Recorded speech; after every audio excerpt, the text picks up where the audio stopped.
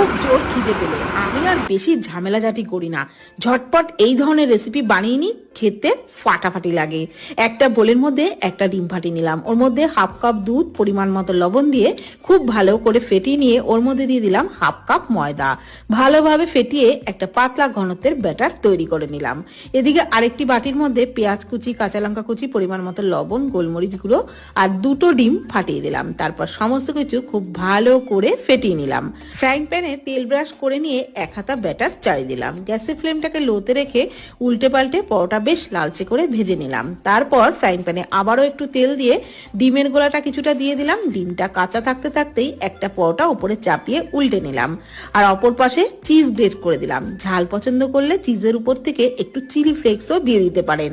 উল্টে পাল্টে পরোটা বেশ কড়া করে ভেজে নিলাম। তো তৈরি হয়ে গেল দুর্দান্ত স্বাদের চিজ পরোটা, খেতে দারুণ লাগবে।